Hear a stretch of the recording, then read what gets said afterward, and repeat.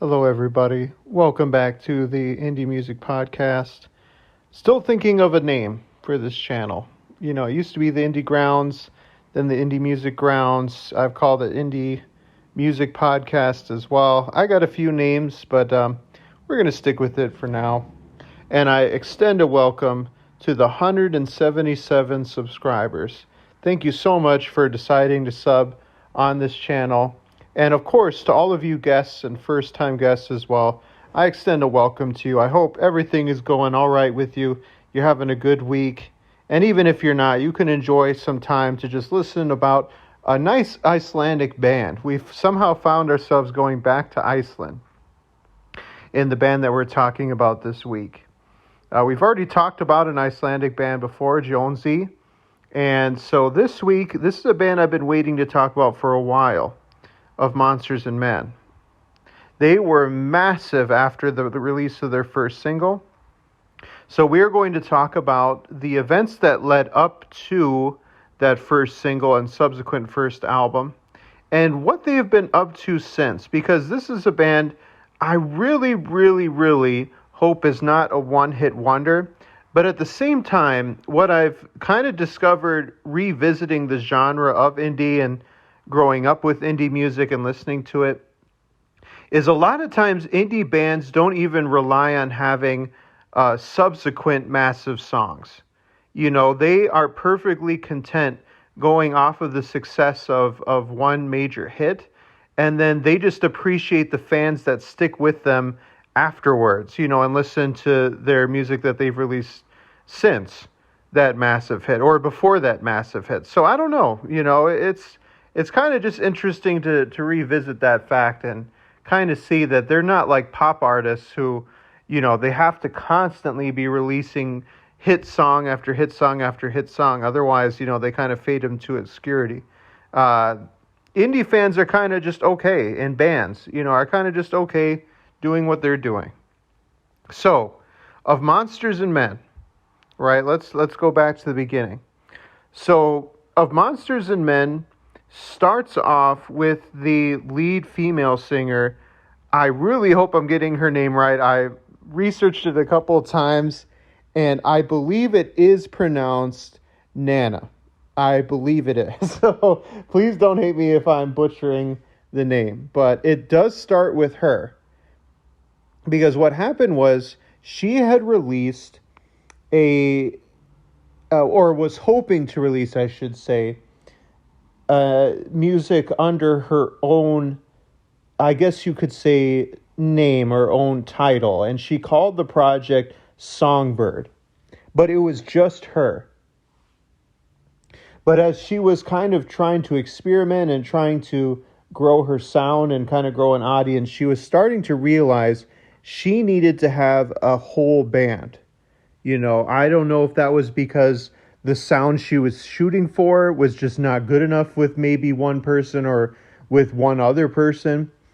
Or, you know, she just wanted a full band. But that's what happened. So at the time, I believe it ended up being of Monsters and Men's drummer was already with her, or at least a friend of hers at the time. But then they decided to reach out through either local ads or through word of mouth. Or through school, which led them to meeting the second person who joined the band. And again, I really apologize if I am butchering the name, but I believe his name is Bryn. You know, I don't know how I keep ending up picking these Icelandic names all the time. But then they ended up meeting, I can at least say his name, Raggy. Who is the other lead vocalist and guitar player of the band of Monsters and Men. So they ended up having about 5 or 6 people eventually. And the timing was perfect because her band, if you're going to follow a timeline, started in 2009, and in 2010, there was an annual music competition that's held in Iceland every single year. What's really cool is the English translation translates to music experiments, and I think that's kind of cool. But they entered that annual competition, and they were actually a quartet at the time. I apologize. They were a quartet. And they won. They won the competition as well.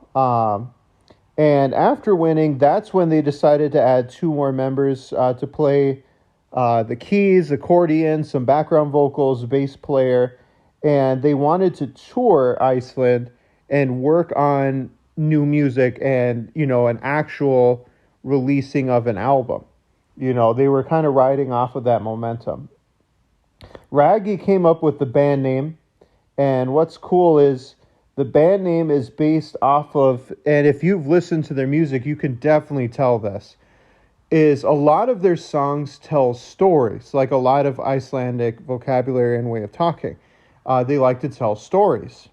Kind of like Nordic people, I would say, too, like to tell stories. So they realized they were telling stories about so-called monsters and people. So he said, hey, why don't we call it Of Monsters and Men? Because that's what we tend to sing about a lot of times. And hence the band name was formed.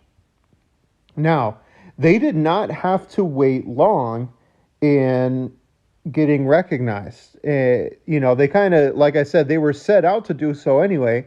But what happened was behind the scenes, things were already word of mouth was starting to get around.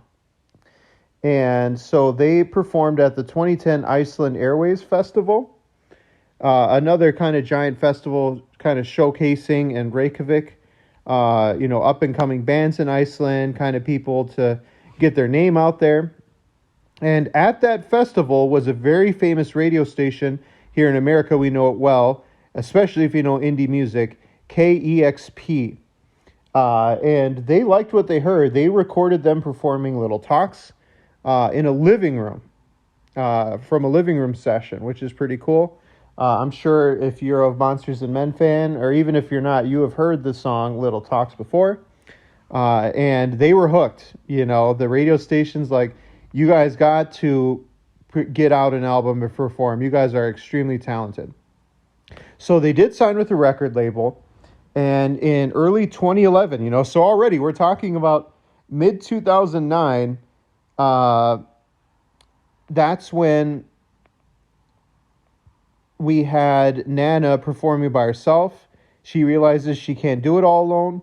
And early 2011, they were going to release their album. So they got to work on it. And in August of that year, a Philadelphia radio station actually began playing Little Talks a lot. And that spread their popularity as well. And sure enough, pretty much 1 month later, September 2011, they released the album My Head is an Animal, which is their biggest album to date. Tons of people know about it. Little Talks hit number 1. So did that album hit number 1. They had growing popularity here in America. So they released a smaller EP, Into the Woods, which featured 4 songs from their album. They signed with another record label, and then they re-released My Head is an Animal in the United States on the 3rd of April 2012. And they pretty much hit the ground running. They performed at festivals. They were at Lollapalooza in August of 2012 already. They were just growing exponentially. They toured Ireland, Germany, Italy, Sweden, the UK. They were just all over. They were on PBS on a show called Soundtracks Music Without Borders. So they were just doing amazing at that point. They performed on Saturday Night Live on May 2013. So again, you're talking about probably 3 years now at this point. You go from kind of meeting as a small group, realizing you need to perform with people, to you're performing on Saturday Night Live. If you watched my previous video on the movie Secret Life of Walter Mitty, you know that Dirty Paws was featured as the main trailer for that movie and performed in the movie itself. They did other soundtracks as well, such as The Hunger Games and The Walking Dead. And then ever since then, they have released other albums. 2014 had the album Beneath the Skin. Crystals is a great song on that album as well.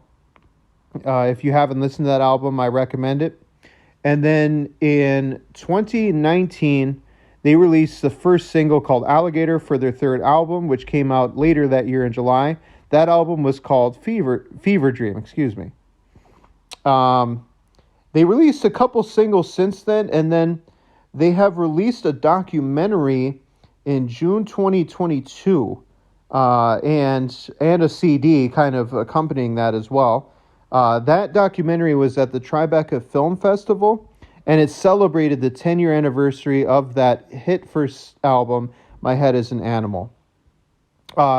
If you really, really like of Monsters and Men and My Head is an Animal, Nana has actually released her first music solo. So she's kind of gone back to where it all started now. I don't think that they're done as a band, however, but she is exploring solo music as well. Definitely check that out if you haven't before. And so far, that is the story of Monsters and Men. Such a humble beginning, but just rapid growth after that. And that is all that I have for you guys for today. I wish you the best on this week, and I will talk to you all later. Bye.